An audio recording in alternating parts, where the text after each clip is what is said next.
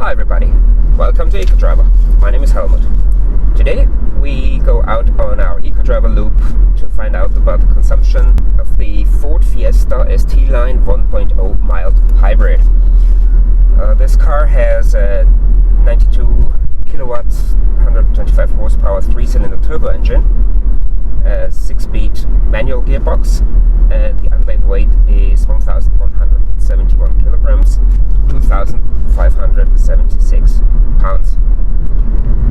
The average consumption, according to WLTP, should be around 5.0 liters per 100 kilometers, 56.5 mpg UK, and on SprintMonitor.de I found an average of 5.8 liters per 100 kilometers.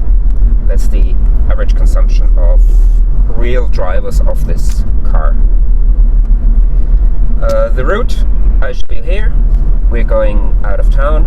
It's around 75 kilometers long, and we then start on a hill climb that elevates us around 360 meters, 1100 feet, and that's followed by a hilly section, a descent, which brings us back to our starting altitude, and this gives us already a good indication on where the final consumption will end up, followed by some open road we're going through some villages there, and motorway, and at the end we have inner city section.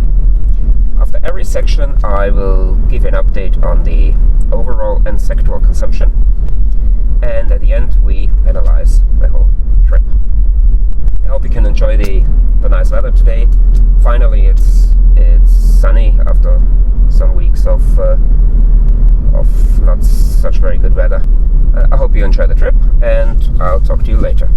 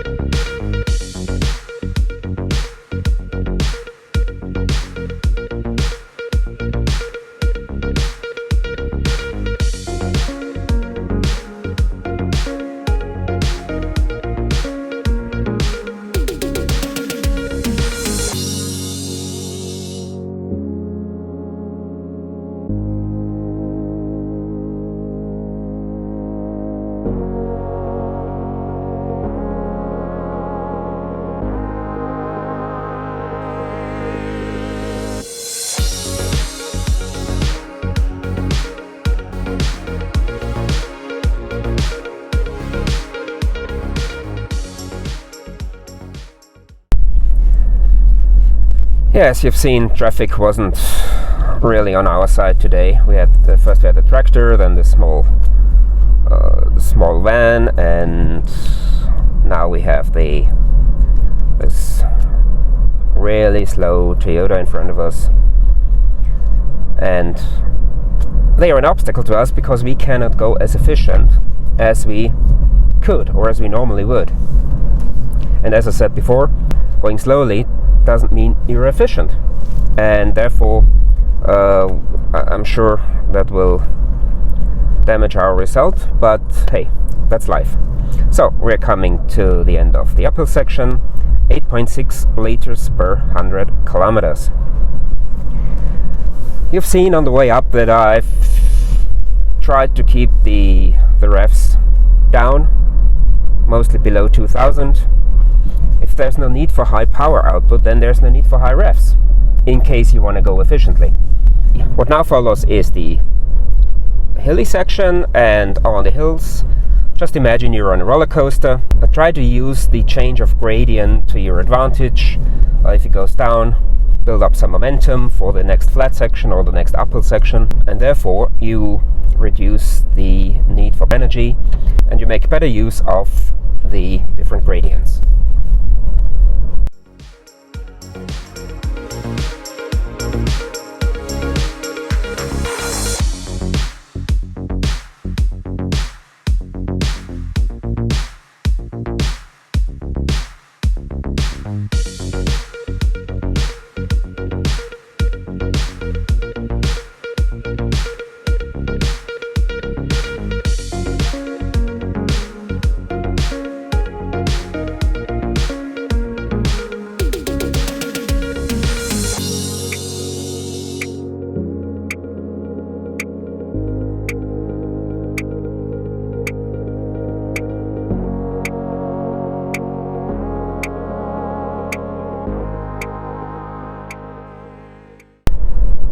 You see the Charan in front of us at the last climb.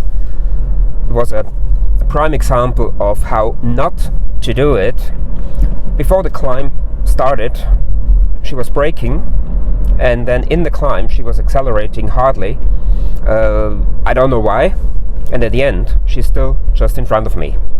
So we're coming now to the end of the hills, and here at the sign we have 6.8 liters per 100 kilometers. What now follows is the descent, and we have two flat sections on this descent, and what I try to do is to pass those sections without the additional use of energy. That means keep the car coasting, or keep the highest possible gear in and use the injection cutoff.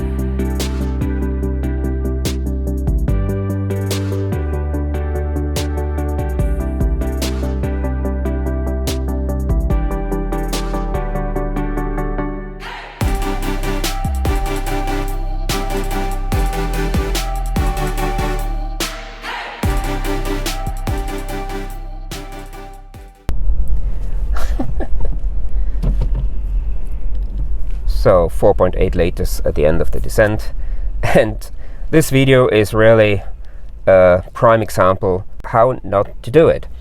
On the way down, the Charan in front of us, the driver was reducing the speed before the flat section, and then she had to maintain around 60-65 kilometers an hour over the flat with the use of energy, and I intentionally tried to increase the gap between us on the descent before the flat section so that I can use the momentum, but even that was not enough. If you watch other road users, then you see so many slow but still inefficient drivers, and hopefully you can benefit from my videos to see how it could be done, driving not slow, not being an obstacle to other road users, and still drive very efficiently.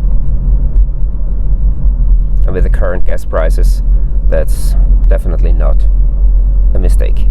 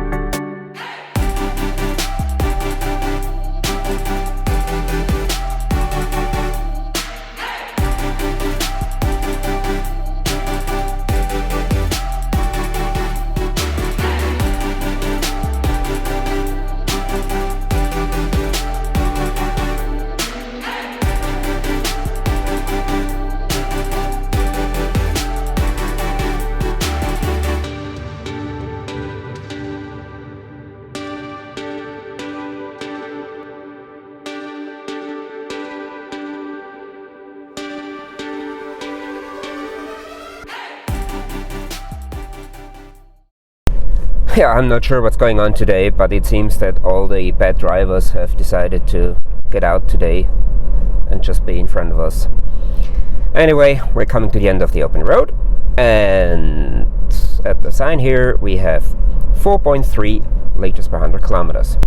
We're now getting on the motorway, and we have a 100 kilometers an hour speed limit here due to some local laws, and it helps us with saving fuel. electric vehicles would be allowed to go faster, but normally on this section of the road it's not possible anyway due to the heavy traffic.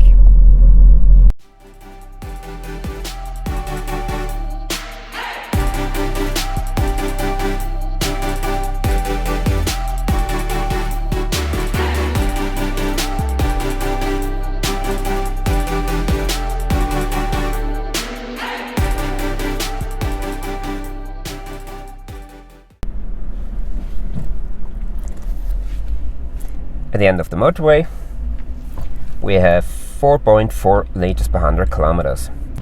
We're coming to the city section now, and here it's important to keep the vehicle in motion, to try to avoid change of speed, means braking, stopping, re-accelerating, and therefore reduce the use of energy.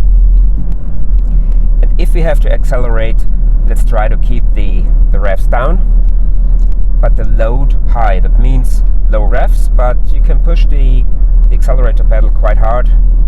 That gives a high load, and therefore the burning process is more efficient.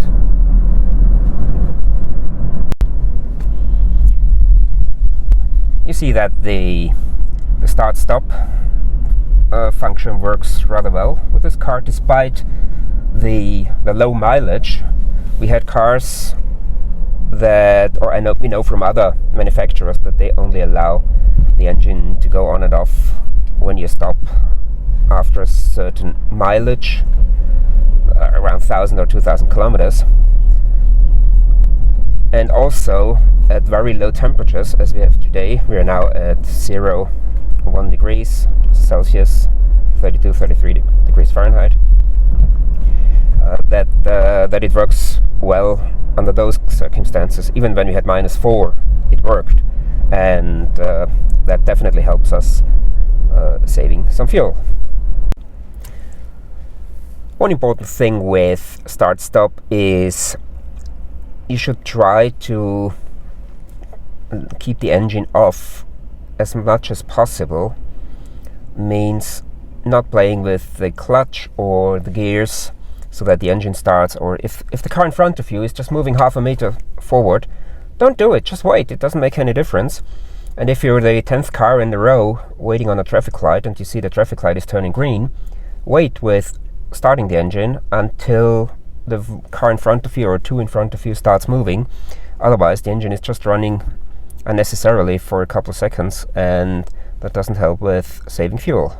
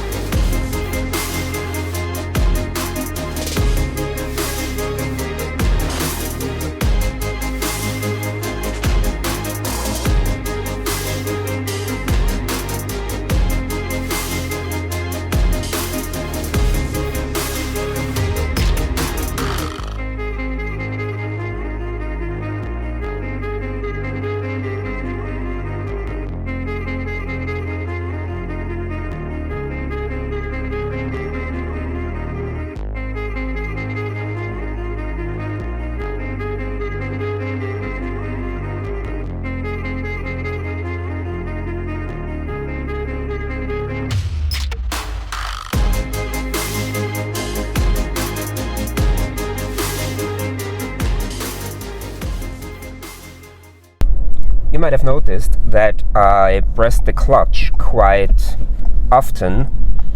I noticed that the braking power of the small petrol engine was rather strong, and that I was forced to step on the accelerator to maintain the speed. But I decided to decouple the drivetrain and therefore just use the momentum of the car. And when we're coming to the end here, we see 4.5 liters per 100 kilometers. And now let's analyze this.